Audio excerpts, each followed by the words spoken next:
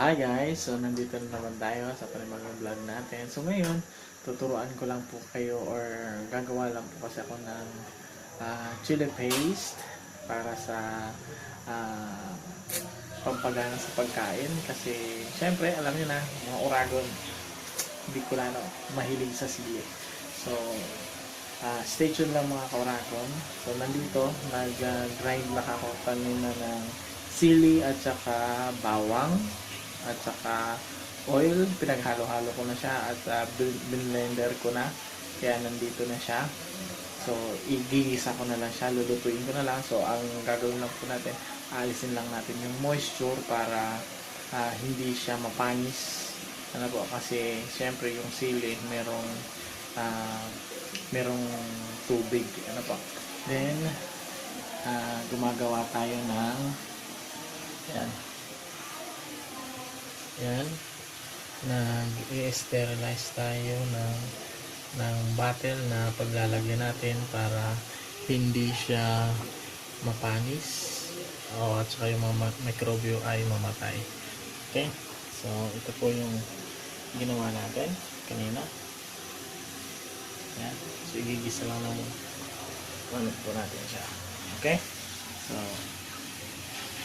okay guys, so magigisa na tayo or lulutuin na natin yung sili na blender natin. So pwede naman na hindi nyo na ito blenderin or pwede naman na hindi nyo na rin lutuin, depende sa gusto ninyo.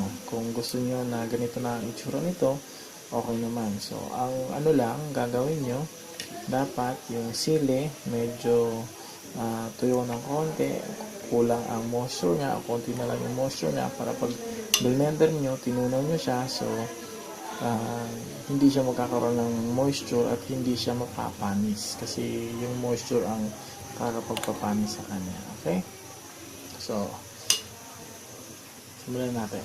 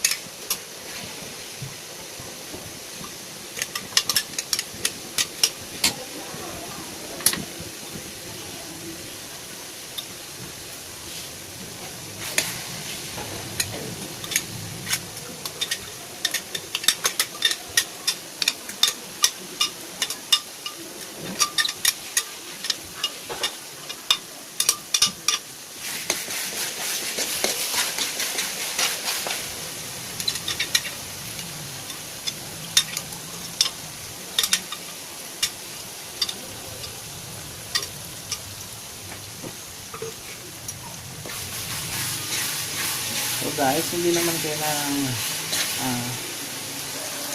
kailangang lutuin masyado.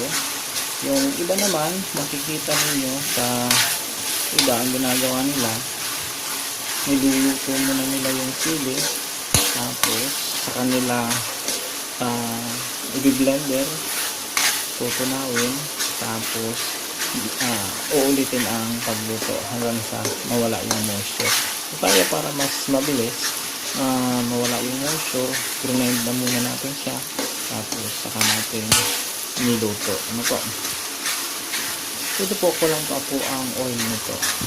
So, dadagdagan natin siya ng oil. So yung oil, yun ang magpipresent sa kanya.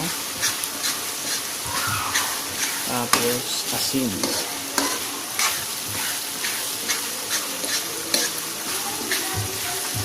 So, ang baho niya kasi meron siyang bawang. Ano po? So, wag po kayo maglalagay ng sibuyas kasi mapapanis siya. Andas na lang yung sibuyas, talagang caramelize niya siya na wala ng halos moisture.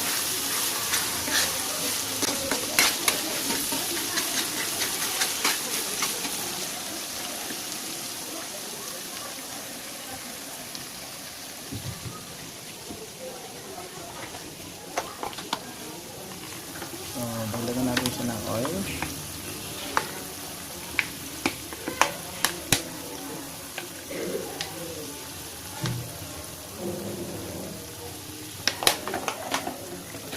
So, ang oil po natin ay vegetable oil.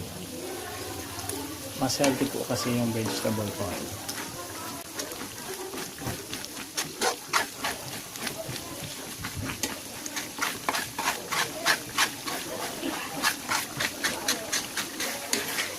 And pag naluto na po ito, ilalagay natin dyan sa bottle na in-sterilize natin.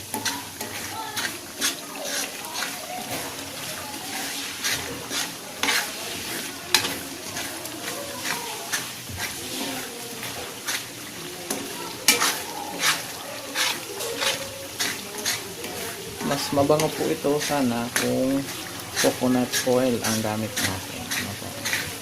So, tatagal siya ng siguro mga 5 buwan hanggang isang taon. Depende sa kaka-prepare natin. Hindi siya madaling masira kasi hindi naman tayo naglagay ng mga ingredients na ikasisira ng kanyang texture or ng kanyang kumbaga itong laman. Ano po, lalagyan natin siya ng asin.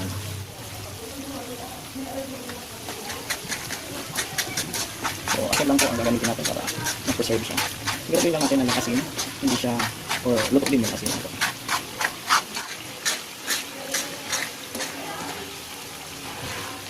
So medyo naluluto na siya.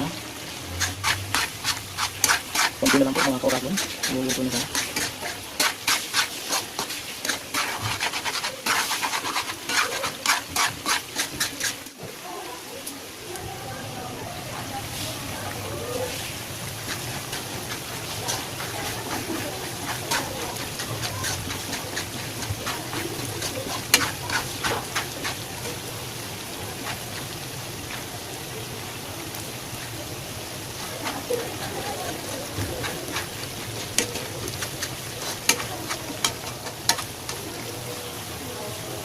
Malapit na.